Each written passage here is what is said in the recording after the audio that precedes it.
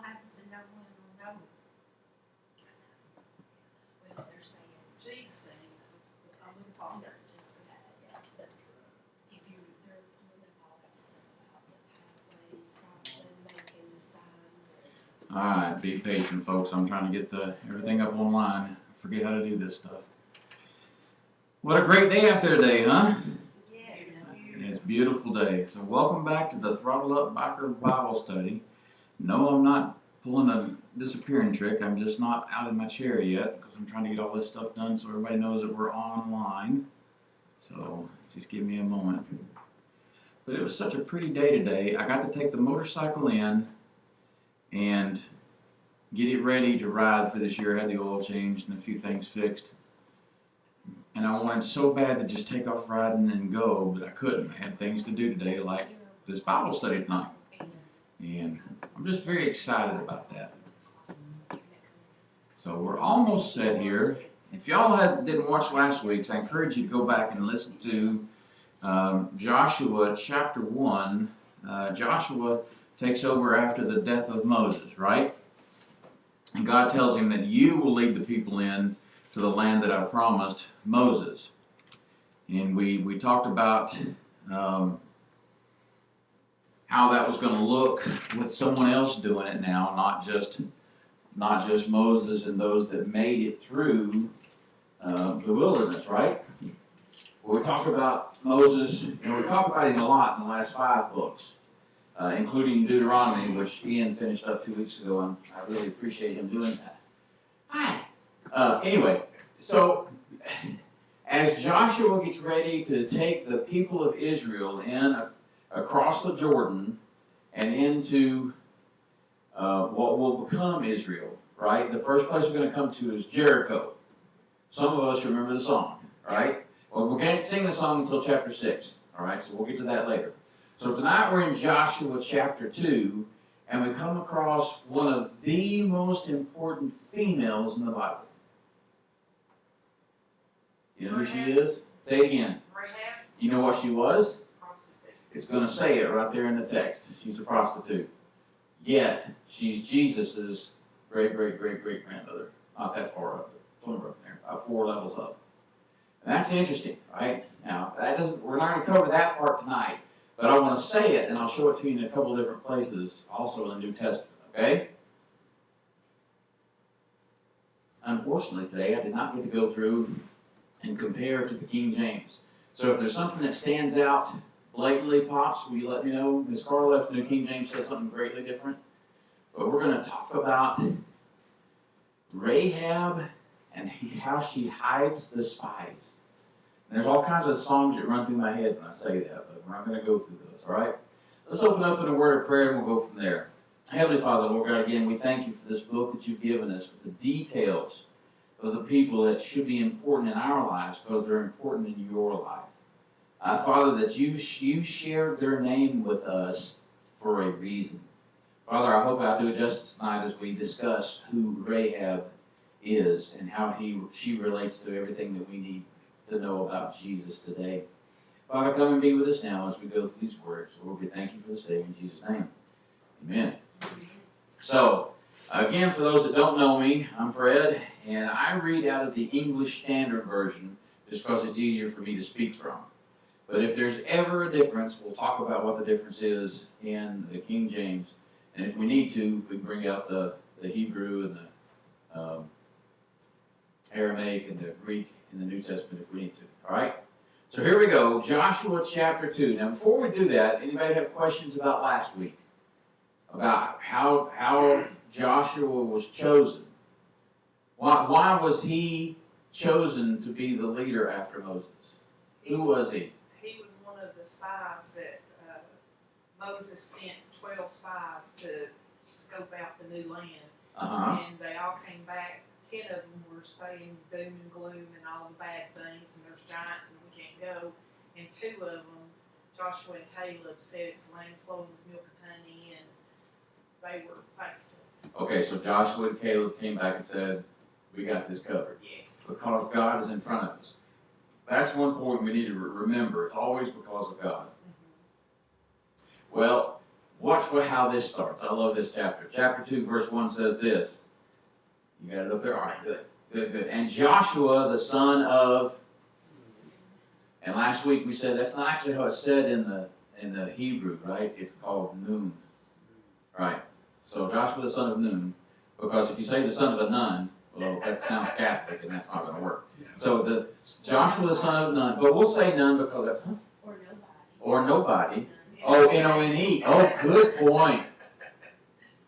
I just watched a movie the other day called My Name is Nobody. You remember that movie? That's the funniest thing. I love that old Western. I can't think of that other guy. It rings a bell, but I can't remember who's in it. I can see him clear as day, but I can't think of his name. The one that ride the bicycle? I haven't seen a bicycle. I don't remember seeing a bicycle. The main character is a guy that just rides into town and everybody runs because he has all these kills to his name. And then there's this guy following him. And the guy that's following him is so fast that a guy wanted to, stand up with him and draw. Sorry, I'm off on a tangent. So he walked right up in his face and he said, if we're going to do this, we're going to do it close. Ready? Draw. And before the guy could reach for his pistol, this guy had pulled both of his pistols, put them up in the air. When the guy reached up in the air, he put them back in his holsters and slapped him on the face. Over and over and over. Every time he reached for his gun, he'd pick him up. And every time he'd reach for the guns up here, he'd slap him in the face. It's just so funny. Sorry, I'm distracted now thinking of that. Is he a white-headed guy? Uh-uh. No, it's a... Oh, Fonda. Henry Fonda is the main character, okay. but he doesn't have that much of a speaking part. This guy, whose name is Nobody, it has all the speaking. They made of him, his name was Trinity. Yes, that's exactly right. That's the next one. Oh, and another thing. See, now you got me thinking about movies. So I saw a post where the city of Rockwood was in a movie with Hal Meacham. I love Hal Meacham. I think he's a great actor. And it's called That Evening Sun. And as he escapes from an old folks' home, he walks through the town of some name they made up. He's walking down Rockwood Street. He goes in front of the hardware store. You can see REU on the left. It's a perfect video of downtown Rockwood. Wow. I was like, I gotta watch that movie, so I rented it to watch. Did you watch Stranger Things? I don't watch that, no. It's got Rome County, but it's not it made in Rome County, but it's called Rome County. Yeah. Well, this movie, That Evening Sun, was the production company's in Knoxville. It was filmed in Lower City and Rockwood. I thought that was so cool. Yeah. All right. Sorry. Where were we? We're still on one, right? Okay. So, and Joshua the son of Nun, and mine has a little mark around this word sent. Does your King James say have that as well? So that's probably, if I look this up real quick, it's probably a word that they've changed just to make sense in English, but it's not italicized, so I'll have to look at it later. Or had sent.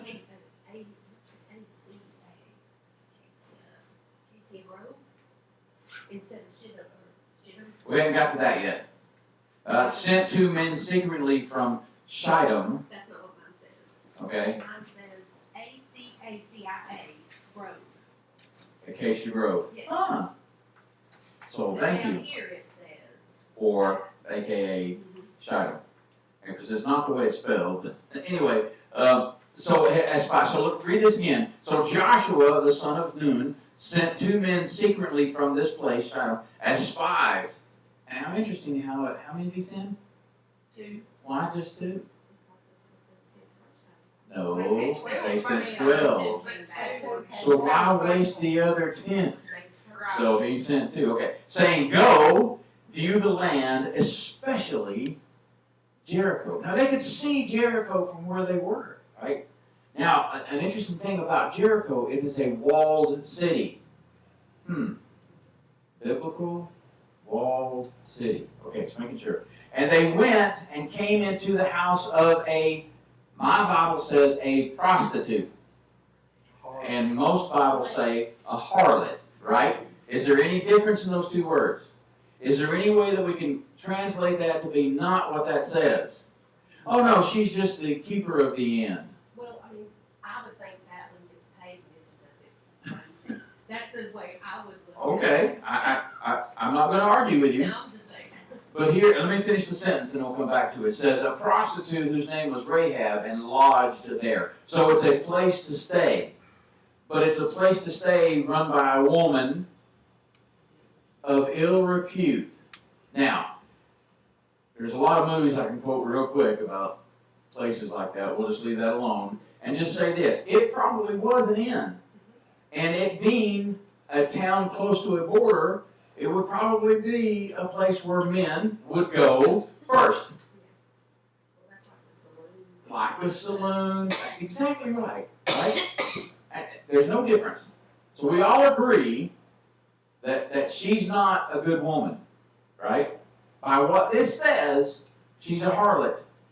Or a prostitute. Or a lady of the evening. Or whatever you want to put in there. Right? Those are all things that can be said there. But watch what it says. And it was told to the king of Jericho. Who told?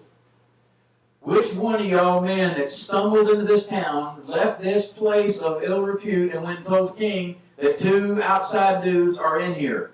One, it's none of your business. I mean, think about it from that point of view. Don't just read the word. Think about the scenario. Who would know? Was it one of the women? It doesn't say. Did she run and tell her boyfriend, who happens to be the king's left-hand man? Right?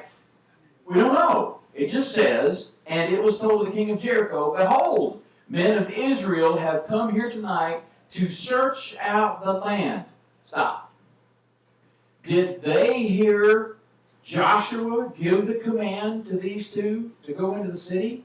Is this a spy from in their own realm? How do we don't. That's exactly right. So I ask you to do this right now.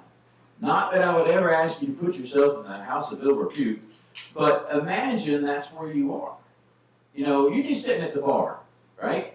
And you overhear, you overhear somebody say, hey, these two guys are here checking out the town. They're going to take us over. Now, it does become very clear what happens a little bit later. But right now, we don't know. All we know is somebody went and ratted to the king. Well, you know what happens to rats, right? You know, stitches get bumped off. Exactly, right? So that's where we are. That's what's going on here. So Rahab, I'm sorry, not Rahab, but then the king of Jericho, right, verse 3. Then the king of Jericho sent to Rahab, saying, bring out the men who have come to you, who entered your house, for they have come to search out all the land. It doesn't say that he sent people to every inn and tavern and house of ill repute and sheep slaughter place. No, go to Rahab and tell her, bring out the men that came to see you. So again, how does he know? How does he know? Right? We don't know. But somehow he knows that two spies from Israel, or from the children of Israel. What if he's got a spy in there? That's just what I'm saying. We don't know. Somehow he knows that these men went to Rahab's house of ill repute. Right? What if he's got the woman doing the spying for him? That's just it. Well, we're going to find out it's not her. Okay? Because look what happens next. It says in verse 4, but the woman, that's Rahab, but the woman had taken the two men and hidden them. And she said, true, the men came to me, but I did not know where they were from. And that's probably true. There's nothing in there that says they went up to her and said, hey, we're spies from Israel, we want to come check. No. It's just she let them in the house, and she knew. She knew. Yeah, I think she knew when she was telling them she didn't know. Because she's just telling them she didn't know. She knows. She does. She hid them. Mm-hmm. And She knows she knows. exchange for favor when they take over the city. That's exactly right. That's exactly right. You read ahead. Did. Good for you. You're not just going to get in trouble. No. But I like it. I remember that from before. I Oh, mean, I can't remember what happened yesterday. So she's playing the devil on him, huh? No is the answer to that. She is straight up protecting these men. She is not the spy for the king. She's not. I'll tell you that now. So, but the woman had taken the two men and hid them, and she said, true, The men came to me, but I did not know where they were from. Verse 5. And when the gate was about to be closed at dark, the men went out. Here's a lie. I do not know where the men went. 2 lies. They didn't go out the gate, and True. she did know where they were. True, that's 2 lies. I wasn't thinking that it's about one scenario, but you're right, that's 2 lies. Now, there's only a couple of times in the Bible where incorrect information given is not punished by the Lord. This is one of them. Okay? Look what it says though next. It says, pursue them quickly, for you will overtake them.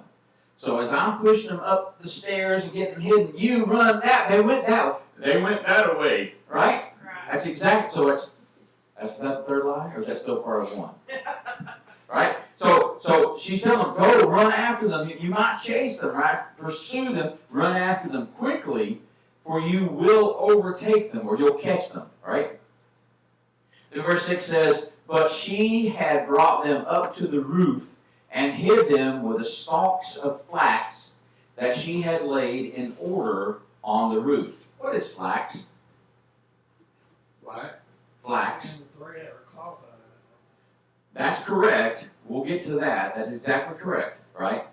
How many of you take flaxseed oil? Casey does. How many of you have ever used linseed oil on anything? That's all from flax. And then the stalks are stripped down to fibers to make linen. That's what linen is made out of. It's made from flax stalks. I did not know that. I didn't First know. Sunday. Flax Flax stalks. Yes, it's one of those things you must say in proper English. It is flax stalks. All right, so where am I? 6. 6. You will overtake them, but she said you hit them up on the roof with the flax, stalks of flax that she had laid in order on the roof. So they cut this flax down and lay it on the roofs to dry out. Okay, so it's like wheat or barley or anything else that you cut, right? And you lay it out to dry out, and they lay it up on the roofs. So the men pursued after them. So the men from the king of Jericho pursued after them, the spies, right? So the men pursued after them on the way to the Jordan. Okay, so they're going back the way they know that the spies came from, right? As far as the Fords. Not the Chevys, not the Dodges. Sorry.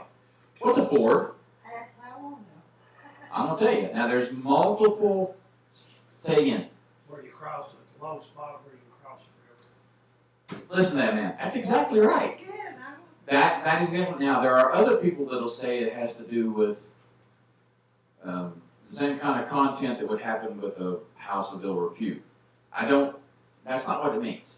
Okay, that may be an explanation that others use, but this word Ford is mentioned like 9 times in the Old Testament. And it's where you can walk across the river. It doesn't say it's dry, it's where you can walk across. So imagine crossing the mighty Mississippi way up in Minnesota where it's only about this deep. Right? And the one thing I saw said it was a foot or less deep. That wasn't an official thing, it was just somebody's explanation. I thought that was pretty cool. So a ford like this is where you can cross a river in shallow water. Absolutely right. Good job. Good job. And then the rest of that verse says, and the gate was shut as soon as the pursuers had gone out. So remember, these cities have walls, they have gates, they don't let anybody in or out at night without the king's permission. So, of course, Monty Python comes into mind. Where they'll throw a cow at you, something like that, right? Or make fun of you. Now go away, I shall punch you in a second. Anyway, verse 8 then says this. It says, before the men lay down. So now we're back to the discussion about Rahab and the men up on the roof. Before the men lay down, she, Rahab, came up to them on the roof and said to the men, I know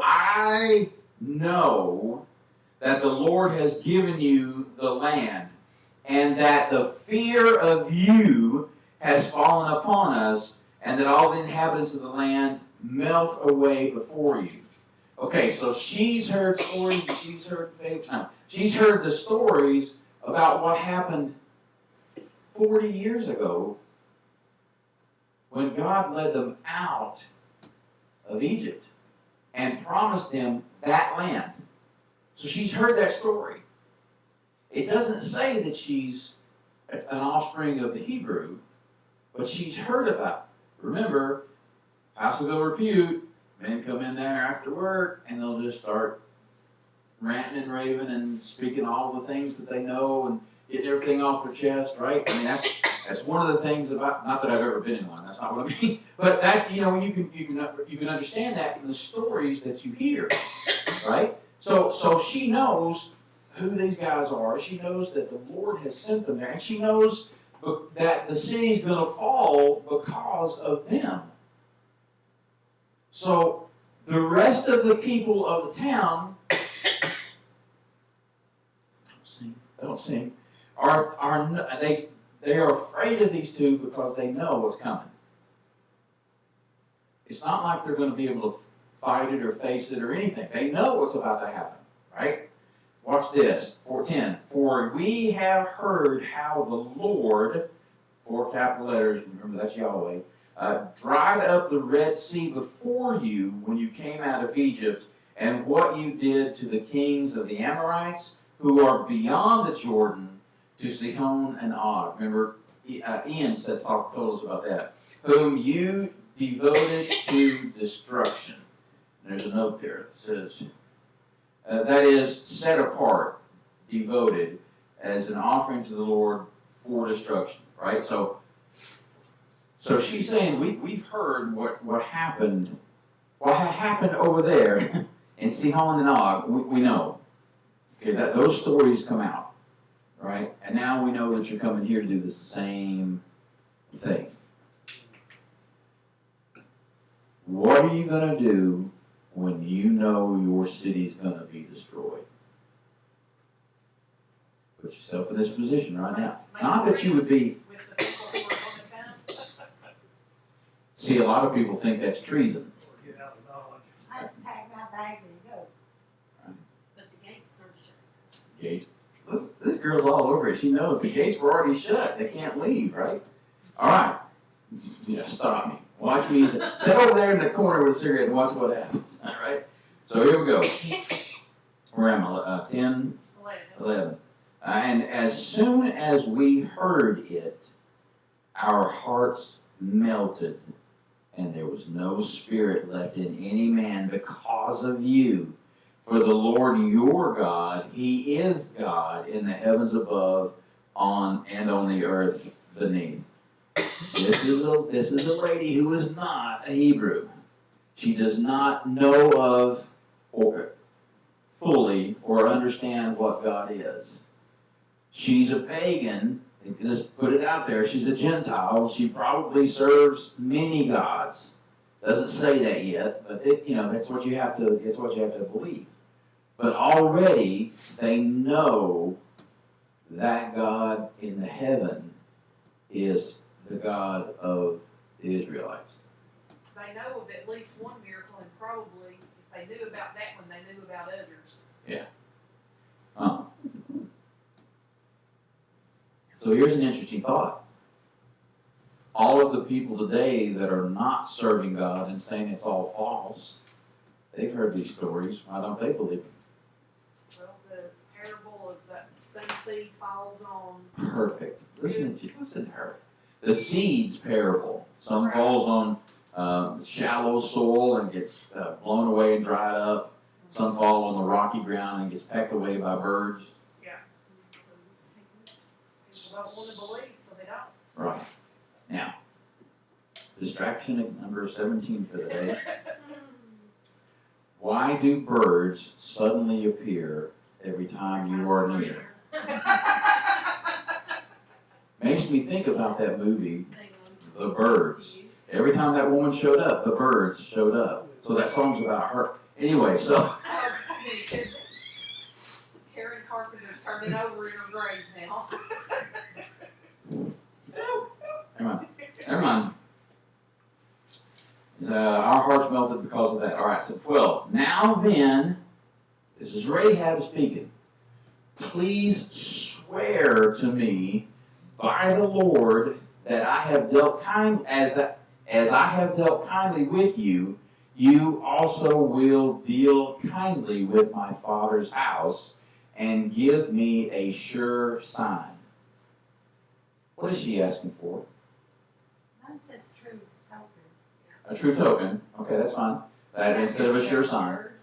The word that. Since I have hid you and protected you, please promise me you will protect my father's house.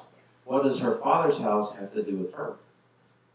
She wants her whole family to be protected in addition. Are they in her house? I don't know. No, her house is a house of ill repute. They wouldn't be anywhere near it, probably. Here's what I'm getting at.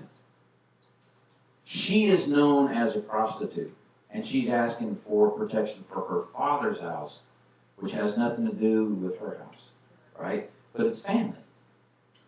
Familia, right? You do what you do for family. So she asked permission, or asked for them to swear that my father's house will be protected. Give me some kind of sign, some kind of token. Give me. It's not that I don't believe your word. Just show me. Show me something, right? 13 then says this, that you will save alive my father and mother, my brothers, my sisters, and all who belong to them, which, yes, means they're slaves, right? And deliver our lives from death. We good with that? Now, have we seen God protect people from destruction before? Yes. Can you give me 2 examples? Noah. Noah. Um, Moses himself. Okay, I wasn't thinking about that. So how about, we haven't got to Daniel yet. That's okay. No, you're fine. You are correct. But just in what we've read so far, where'd that word? So far from in the first 5 books. In the first 5 books, we've heard of Noah, we've heard of Moses, we've heard of Lot and his wife, right? The whole Sodom and Gomorrah destroyed, and then Lot's wife turned and she was destroyed. So there's a lot of times where we can say God puts his hand on people. The one I haven't heard yet is the one about Passover, where all of the Egyptian babies were slaughtered, except all the babies in Egypt were slaughtered except for those in the houses whose door frames was with the blood of the Lamb, right? Don't forget that one. That's really important, because watch what it says. Deliver us from death. 14. And the men said, the Lord get... Oh, it doesn't. It says, and the men said to her, our life for yours, even to death. If you do not tell this business of ours, then when the Lord gives us the land, we will deal kindly and faithfully with you.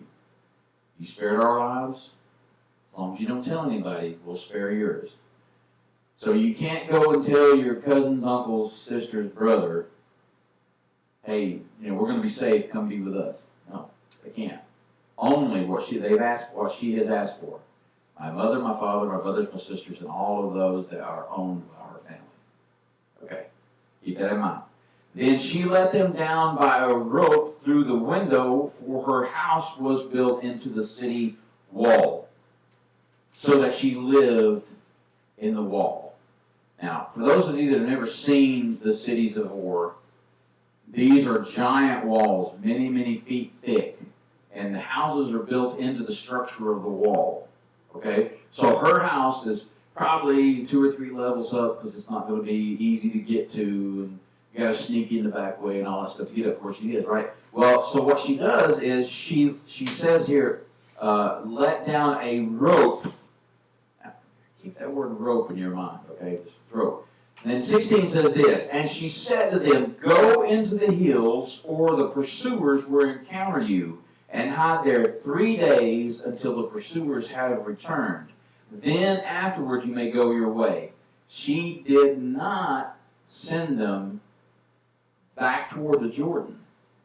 She sent them up into the hills. Now, I don't know the surrounding structures of how that is, But I would imagine that's right outside the city, but not toward the Jordan. That's a guess, because that's the way the pursuers are going. How they get out of the city? They put a rope out the window, right? And it's not a double pane with easy sliding. No. It's just a big hole, right? That's all it is, right? Watch this, though. 17 then says, the men said to her, we will be guiltless with respect to this oath of yours that you have made us swear. Well, by the way, the Lord says, do not swear to anyone. But here is his people swearing. It's not a misunderstanding of the covenant. It's not anything other than trying to work out a way to be safe, right? 18 then says, behold, when we come into the land, you shall tie this scarlet. Does that word say rope? That says thread. Thread. Cord, right? It's all the same word. So it's the same rope that she let them out on.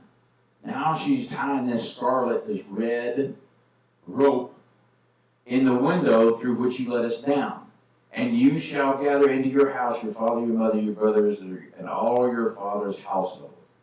Why would they want something red in the window?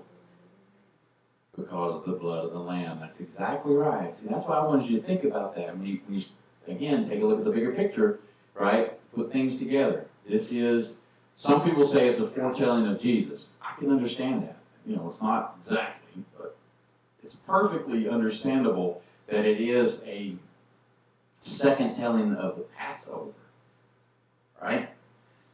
19 it says, then if anyone goes out of the doors of your house into the street, his blood shall be on his own head, and we shall be guiltless. But if a hand is laid on anyone who is with you in the house, his blood shall be on our head.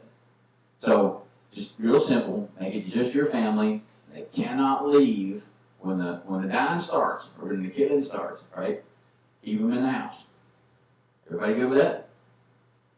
20. But if you tell this business of ours, then we shall be guiltless with respect to your oath that you have made us swear.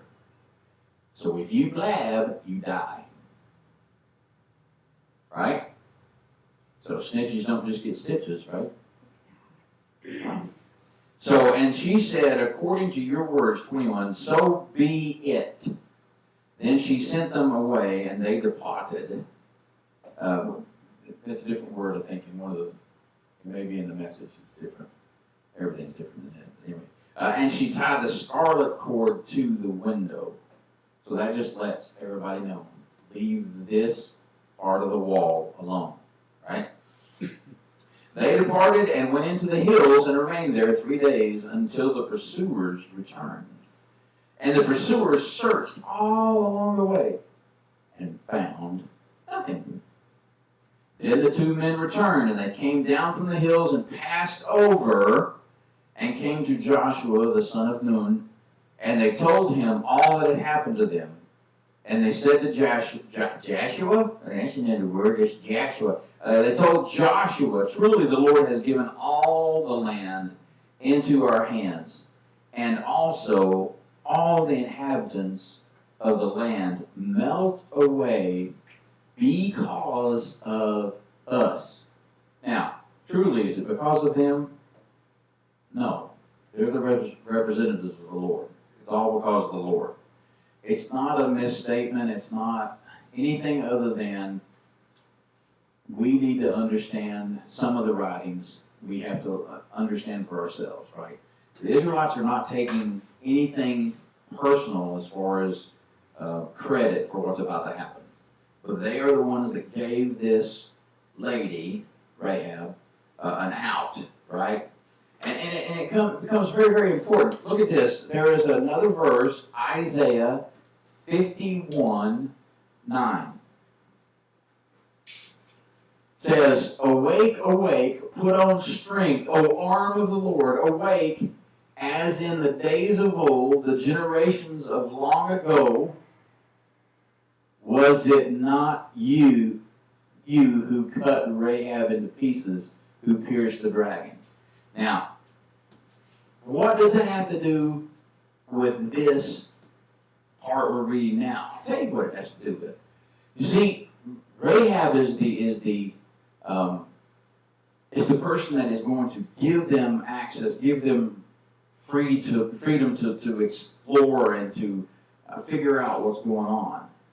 And her information then is passed on to multiple people, right?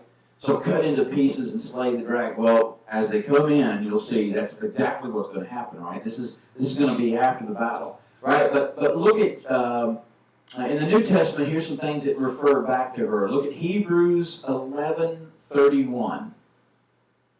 It says, "By faith Rahab the prostitute did not perish with those who were disobedient, because she had given a friendly welcome to the spies." So there, she was helping them. So in the book of Hebrews, the writer said, she was the one that helped. Now over in even James, the younger half brother of Jesus, right? Everybody understands the half brother part, right? Same mama, different daddy, right? So James says, "And in the same way was not also Rahab the prostitute justified by works when she received the messengers and sent them out by another way." Now, a lot of people misuse that verse. It does not say that her works saved her. It was the works that she did because of her faith. Your God is bigger than our gods. Therefore, I'm going to protect you so that you will do what you need to do. Right? Way to go, James. How about this? Let's finally put it into all perspective in this way. If you get into the book of Matthew, remember we started Matthew in here a couple of years ago, chapter 1, verse 1, right? Tells, and this is the story or the ancestry of Jesus Christ. And verse 5 says this, says, "And Solomon, the father of Boaz." All right, quick foretelling, who's Boaz? He married Ruth. He married Ruth, right? Good enough, we'll stop right there. And Boaz by who? Who's his mama? Rahab. Yeah, a lot of us don't realize that. But there it is, the father of Boaz by Rahab, and Boaz, the father of Obed by Ruth. We said that a minute ago. And Obed, the father of Jesse. Jesse's the father of who? Next verse. Oh, that's all that's on here. Oh, Jesse's the father of David. Okay. See how close we are to Jesus? If David and his household through the house of Jonah, right, is the ancestry of Jesus, there's Jesus' ancestors back to Rahab by Boaz. So a Gentile, a non-Hebrew person in the lineage of Jesus because of her works by faith. How cool is that? Awesome. So here comes the question, and this is the scary part to me. I'm not referring to people being women of the night or prostitute. Where do you stand when Christ comes up? Do you hide in the shadows? Do you promote, or do you just agree? I think it's backwards. It's hide in the shadows, agree, or promote. That's the way it goes. So are you protecting the spies and just agreeing, or are you saying, yes, these are the people that, this is who Christ is, this is what he's done for me? So here's where a lot of people get upset with the scholars and everything. The scholars want to prove that this woman is nothing. They want to prove that she's just an innkeeper. Or they want to prove that these spies were nothing but low-life men, shipmates, if you will, and they run into a house of ill repute. Oh, this is all part of the plan of God. And Rahab said boldly, I ain't got no clue what you're talking about. You guys need to go up into the mountain. Right? Think about that. Think about that. There will be coming a time, it's already happening in many other countries, you cannot stand up to the government in the name of Jesus, or you will die. Do you do it? Do you face jail? Do you face death? Do you feel death? Or you better stand up, that's right. So, best I can, I ask you to consider this week, especially why Sunday is so important to us. Why is Rahab so important to you? Oh, I if think you, it's evidence that even though we've got a past that we're not proud of, the Lord can still use us. she is still to this day, thousands of years later, known as the prostitute. But does that define who she is? It's just a label. So what? And we hold on to those labels as humans. No matter how good we become, nothing's ever good enough To overcome what if we it did. wasn't for Jesus paying the price. Look at that. But She's all over this. people don't see it that way. They go, well, you know what she used to do, you know, even if she don't do it anymore, you know. I was an alcoholic for 20 years. It shouldn't matter, right? That was until Jesus, right? This person was a drug addict. Was. Now what are they? Get to see my buddy Jeff Stoltz. You guys got to see him last June. I'm going to see him in May. I'm going to a conference with him. Dude was a hopeless drug addict. Now he's the dopeless hope addict. And it's going to be fun. There's going to be, I think there's supposed to be like 1,000 He's just got a people. bigger than life personality. Yeah. And he tells it, he travels, he owns a business doing tile and bathrooms and kitchens and stuff. That's their business. But he travels the country on his own dime, telling his story of living under the bridge in Nashville, eating out of garbage cans, and how he had to trick his parents. Yeah, how he had to trick his parents out of money just to get out of jail. But look at him now. Look at him. Because of his faith in Jesus, what has changed? He has become another light along the path for those who need to hear it. I'm just so amazed by him, and I'm excited about being able to work with him. Yeah. So, I'm excited for you. thank you. Thank you. It's going to be fun. So I'll be gone the whole first week of May.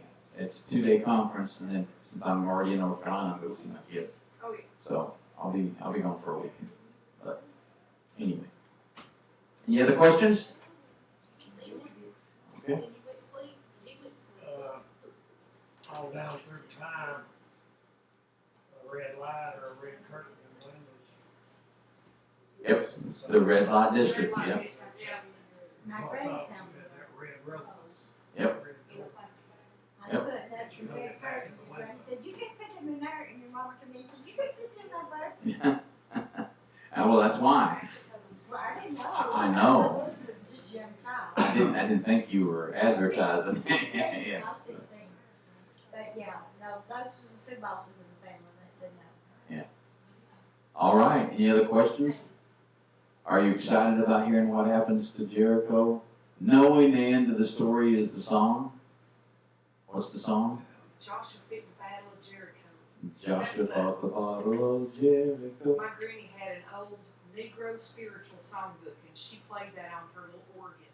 Mm-hmm. She taught me to play the old rugged cross on that, but I didn't do any black keys. It was all white keys. Yeah. But In the that's key how of they- C, then is what that's called. That's how they wrote it. F-I-T, not fought. Fit. Joshua fit the battle. Yeah. Duh. Duh. Duh Mhm. battle. Yep. All right, then we're going to go ahead and turn off the cameras and do our personal and private prayer request. Reminders, though, of what's coming up. This Sunday, which is Easter Sunday, 6 a.m. here will be a breakfast. Oh, It's moved to here. James has decided to have it here. okay. So, helping him promote it this coming Sunday, 6 a.m. here for breakfast and a sermon. And then we'll disperse and go to whatever churches, wherever, for Easter Sunday. Okay. And then, April 20th, right? 420, for those of y'all know what that means. 420, we shall have a ride out of the Roane County Cooperative Ministries building, which is the United Methodist Church in front of Bunch Marine. We will be leaving at 9 a.m. on Saturday, April 20th. So we'll get there about 8:30. Make sure you're registered. It's $20 per vehicle, not per person. And it's going to be a pretty much all-day ride. We're riding down through Chattanooga. We're going to go by the UFO house. If you've never seen it, it's pretty awesome. The route we'll take will bring us out from above it, so it looks like we're going to drive right down into his front door and then turns under his house. And then you get to see above, and you get to see the outline, the shape of the UFO house. It's awesome. And from there, we'll go on down into Georgia to Lookout Mountain, and we will be going to the 7 states overview. You can no longer see 7 states with all the haze in the air, but you can still see in the direction of 7 states. Okay. On the way back, we're going to go to the Purple Daisy for lunch. The Purple Daisy. It's a restaurant just the other side of the line in Georgia from Chattanooga. And then we'll come back up US 27, stopping in Dayton on the way up for gas and stuff. But it's going to be a fun day, so keep that. It doesn't matter if it's a bike or car. Put a car with 20 people in it, come on. Bring a bus, right? $20 for the bus. It's okay. But this is to benefit Roane County Cooperative Ministries. If you guys don't know them, I am going to give them a plug. They help families in need of assistance, especially with power payments, water payments, getting your phones turned back on. They have a whole series of processes that they can help you with once a year. And that's the stipulation put on them by their directors. So look them up, Roane County Collective Ministries. You can find information right there on the poster on the way out. But it's a good organization, and we're going to try to help them out.